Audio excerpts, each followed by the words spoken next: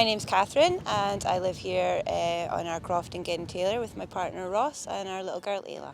Well, I grew up on Skye, surrounded by crofts, but not having access myself, and I've always been interested. I was like that annoying little girl that was always trying to help with lambing and things like that, probably not very helpful at all. So I've kind of grown up just loving the whole crofting environment and everything about it, and I just feel incredibly lucky that I happened to fall in love with a boy who had access to this because, I looked into finding my own land for a long time and it's very difficult here, so feel incredibly lucky to be able to have the tenancy of this croft now. So our croft here is, we've got about a hectare of in-by land here, and then we've also taken apportionment about the same size again up the top, so it's about just over 2 hectares in total. Yeah, and it's been in Ross's family he's the 4th generation of crofter here, so his great-grandmother and great-grandfather were in that house, and his grandparents were in that house, and then his parents built our house that we're in now, so it's very much a family croft. The animals we have on the croft at the moment, we've got a small herd of goats, which we've got 9 at the moment. We started with 3 a few years ago, so we've been breeding those, and they're mostly just to sell the youngsters, but I'd love to have a go at making goat's cheese in the future, so that's possible. We've also got chickens and ducks, mainly for egg production at the moment, but again, potentially selling birds for the table in the future is something that we'd like to do. Yes, so we've got pygmy goats. The mothers will be in kid again, so we'll be expecting more kids in May, and we've got last year's kids that we'll be hoping to move on. This piece of woodland on the croft, so this was planted I think by Ross's father about 30 years ago. It's really great for us because we keep goats, so goats are browsers rather than grazers, so they really do well having a bit of access to woodland. We let them in there periodically in the winter during the really bad weather. So yeah, it helps us to keep food costs lower a little bit, improves the condition of our livestock, and yeah, it's just really great for biodiversity on the croft, which is something that I care about.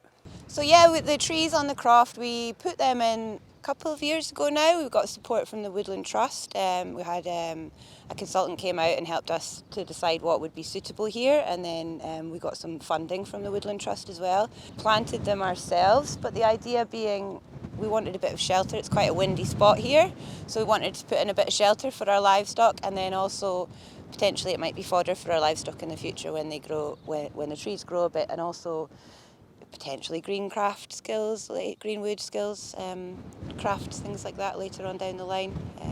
Just keeping our options open. But yeah, for biodiversity and for our livestock. So yeah, the idea being that we've put a couple of shelter belts, hedgerows in, and then we just wanted to plant up on the steep slopes, so they're not really much use for us other than for planting trees. We keep goats, so if we had trees, we would have fodder for our livestock in the future. So yeah, we've planted about 1,500 trees in total, all kinds of species. We've got really good ground here, so we've got oaks and aspens, there's a lot of birch, there's hazel, holly, all kinds of stuff. So yeah, we've got really good ground for it. We didn't want to plant any of the nice flat bits because they're quite productive in other ways, but certainly hoping that the hedges and this tree cover will add to the croft in the future. Yeah.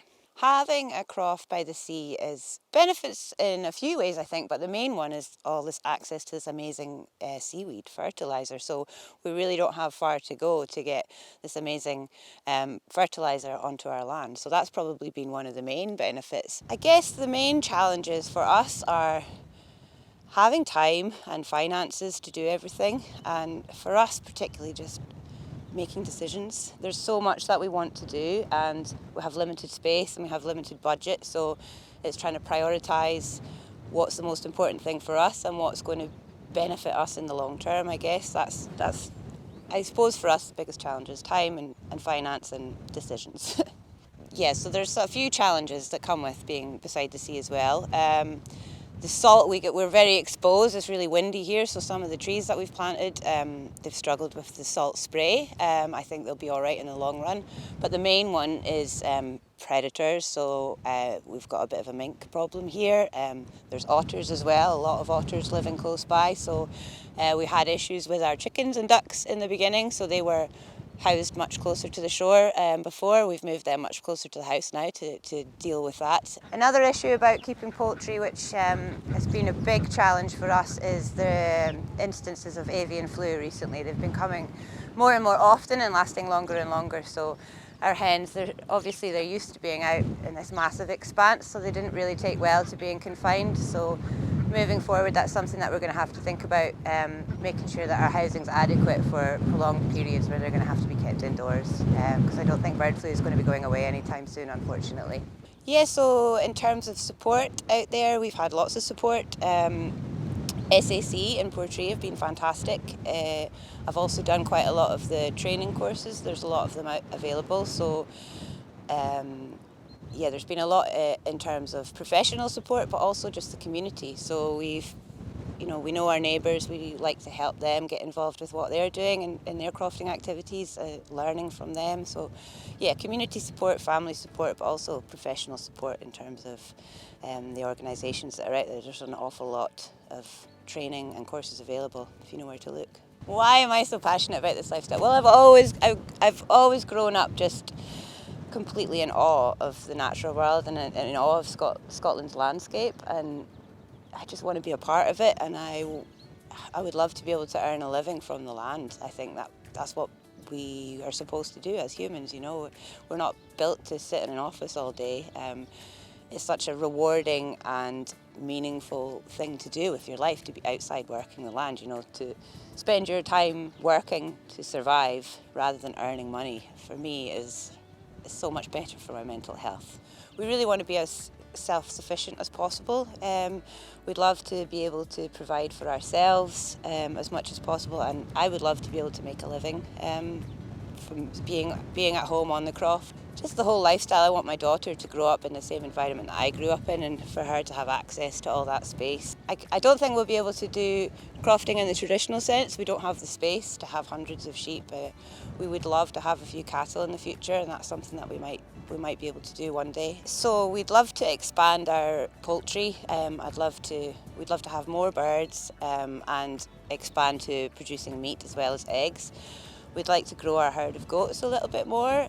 Basically, we want to get to the point where one of us can earn a living from the land here, so that we don't have to also have a full-time job. That would be the dream, really. Well, the advice I would give to new entrants would be to get in touch with the SAC and the Scottish Crofting Federation. All of the organisations out there have lots of advice and support available, so I would definitely recommend you access that. I would also recommend that you get to know your crofting neighbours. There's going to be a massive wealth of knowledge and experience in your local area, and tap into that, offer them help, and then they'll support you in return. Yeah, and just go for it. With the right advice and the right support, there's an awful lot of support out there, so I think it's a fantastic way of life, and I think more of us need to be doing it, so yeah, I would just go for it.